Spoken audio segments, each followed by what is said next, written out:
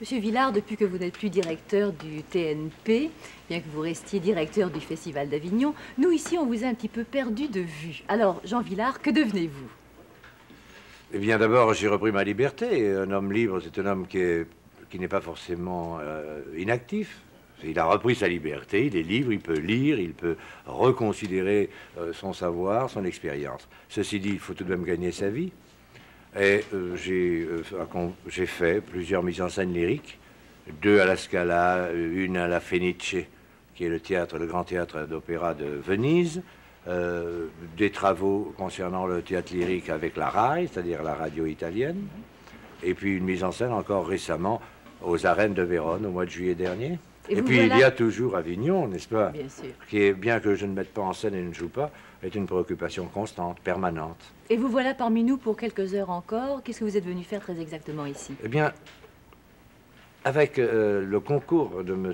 Charette, de Raymond Charette, je suis venu faire ici 12 entretiens sur différents problèmes, aussi bien des problèmes d'ordre généraux, c'est-à-dire les rapports du théâtre et de la culture, des rapports de la culture avec le monde actuel, aussi bien rappeler les souvenirs d'Avignon, l'expérience d'Avignon, rappeler l'expérience du TNP, et même rappeler l'expérience d'un certain théâtre dans la guerre de 40. Enfin.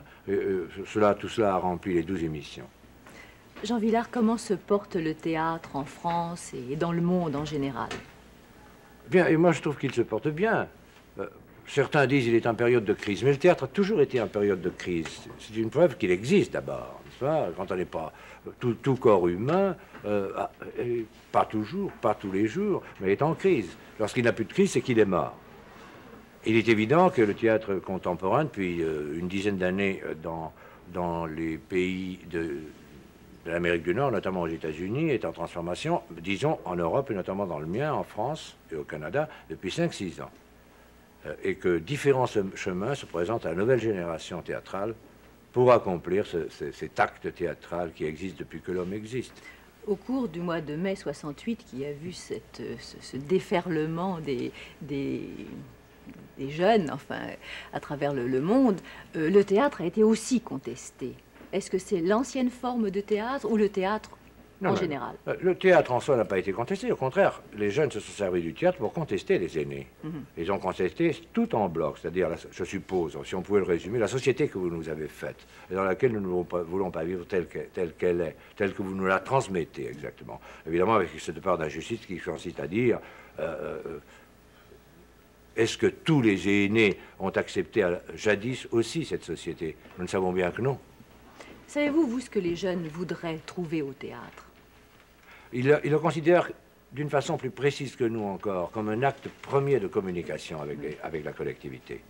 C'est-à-dire, c'est la raison pour laquelle le théâtre révolutionnaire existe, c'est-à-dire le théâtre idéologique révolutionnaire.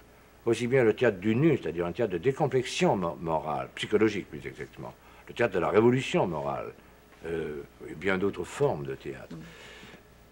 Mais j'imagine à quel point cela doit être difficile pour un garçon qui a 20, 25 ans, 30 ans et qui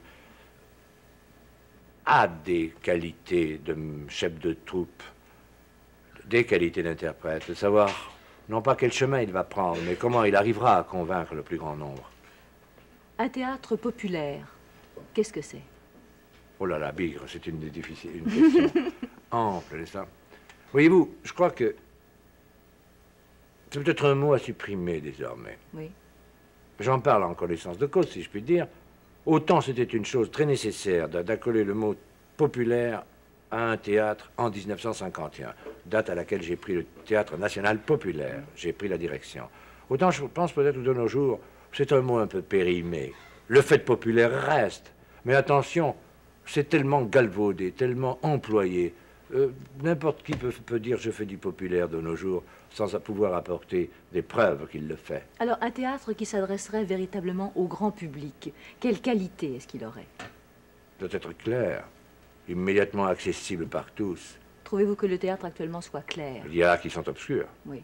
Au plus exactement, il y a des théâtres qui sont clairs, mais qui n'ont pas trouvé des moyens qui pourraient rendre leur théâtre convaincant. Par exemple, je parle du théâtre nu. Certaines jeunes troupes qui ont des moyens extrêmement réduits, qui font du théâtre nu, n'arrive pas à nous convaincre de ce... parce qu'il commence, parce qu'il débute. C'est un théâtre en tout cas important, à mon sens, aussi bien que le cinéma d'ailleurs. Un théâtre sur ce important. plan-là. Ah oui, je pense que c'est À un quel théâtre point de de vue? décomplexion psychologique, c'est un théâtre de libération. Pour qui? Pour les Pour nous comédiens? tous. Pour nous tous. Seulement, à mon sens, de ce que j'ai vu, ce n'est pas encore heureusement employé. Mais rassurez-vous, madame, je veux dire par là, c'est que cela n'empêchera pas qu'il y ait un théâtre très habillé et qu'il soit un théâtre de libération morale tout autant que le théâtre nu. Justement, vous avez dit priver le grand public de Molière, Corneille, Shakespeare, c'est à n'en pas douter une certaine qualité de l'âme qui lui sera ôtée. Est-ce que vous êtes toujours d'accord avec ça? Oui, bien sûr. J'ai peut-être eu tort d'écrire le mot âme, mais... Pourquoi est-ce qu'on n'a plus d'âme à notre époque? Enfin, je ne sais pas pourquoi. Depuis que j'ai quitté le TNP, il y a un mot qui me paraît, dont je doute, c'est le mot âme, comme je doute qu'il puisse y avoir une existence de l'homme après sa mort, de l'âme.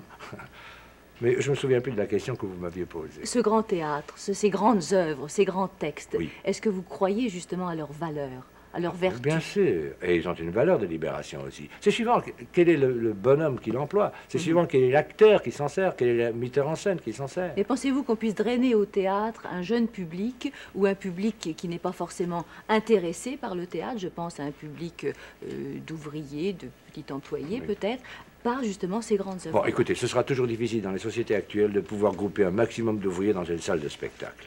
Ce n'est pas notre faute à nous, metteurs en scène. Ce n'est pas notre faute à nous, chefs de troupe. Nous avons fait en France notamment, et celui qui vous parle en particulier, un effort considérable pendant des années, jusqu'à se fatiguer, prendre plus de temps peut-être pour convaincre les milieux ouvriers de venir au théâtre. Avez-vous réussi? En allant jouer chez eux, notamment dans leur milieu. Je pense que nous avons réussi sur un certain plan, mais en effectif, puisque dans ce monde moderne, on parle en effectif, non. C'est un combat toujours à mener. Il faut d'abord transformer la société pour que les ouvriers puissent venir au théâtre. C'est l'évidence même. Oui, mais alors la transformer comment? Oui, c'est ça. Pourquoi est-ce qu'ils sont... Pour quelle raison? Mais tout simplement, parce que, d'abord, disons que le travail, disons pas ouvrier, mais du travailleur manuel, proprement dit, est un travail très fatigant, absorbant. Il y a le manuel, mais il y a le travail de l'ouvrier mécaniste, de la mécanisation, du taylorisme, comme on disait au XIXe siècle et au début du XXe. C'est un travail lassant. C'est déjà une chose. Mais ce n'est pas suffisant, parce qu'enfin, une employée qui travaille toute la journée, qui vend la même chose pendant 8 heures d'affilée dans un très grand magasin, que ce soit à New York, à Montréal ou à Paris, a un travail physique, c'est même pas un travail mental absurde, aussi absurde et aussi lassant que le travail d'un ouvrier. Donc elle n'a plus envie de sortir après. Oui, c'est cela. Mais je veux dire, attendez, il y a autre chose, c'est que pour un ouvrier, il y a d'autres raisons qui font qu'il ne puisse pas aller dans les lieux de théâtre qui sont à la fois des lieux de divertissement et de culture générale et d'instruction. C'est que son lieu de travail est éloigné de son habitation personnelle, lequel lieu de travail et le lieu d'habitation sont à leur tour, tous les deux, éloignés des lieux de théâtre, en général, dans le monde moderne. Et ça, c'est une faute à l'urbanisme, c'est une faute à la société, à la collectivité. On fera des révolutions pour ça, vous savez, et pas seulement que pour des revendications de salaire, pour que les foyers de civilisation ne soient pas éloignés de la grande collectivité de la ville. Les foyers de civilisation, prenez Montréal, prenez Paris, sont au cœur de la cité. Et tout le reste vit à l'extérieur. Alors, est-ce que les maisons de la culture ou les centres culturels que nous avons, nous, à travers la province, par exemple, vont pouvoir aider à cette décentralisation, à aller vers le public? Je crois qu'il y a à reconsidérer entièrement le principe de maison de la culture, tout au moins en France. Je connais moins la situation au Canada, évidemment. C'est un échec en France. On peut dire que c'est un échec, ce qui ne met pas en cause la qualité de ceux qui dirigeaient ces maisons de la culture. Mais ça doit être reconsidéré entièrement. Un échec sur du point de vue politique? Eh bien, tout simplement parce qu'on a établi dans une ville donnée, en province, une maison de la culture. Cette maison de la culture n'a plus bougé. Les expositions de peinture, les concerts de musique, les représentations théâtrales sont restées dans une ville donnée. Prenons Bourges, c'est resté à Bourges. Alors qu'il fallait sortir de Bourges, rayonner autour de Bourges, aller chercher les gens dans les petits villages, dans les petites villes. Donc vous croyez un théâtre Sinon, on de fait tournée? Une espèce de ségrégation qui est comparable à celle qui peut exister aux États-Unis entre les Blancs et les Noirs, entre ceux qui sont près des foyers de civilisation, c'est-à-dire près de la mairie, même une modeste ville de 50 000 habitants en France, près du théâtre, et puis tous ceux qui sont loin et qui travaillent. Jean Vilar, des projets au retour à Paris? Oh, oui, mais pas forcément à Paris, mais en Égypte. En Égypte? Oui, bon. En Égypte, et puis certainement un autre projet d'opéra lyrique en Italie. Et un retour ici?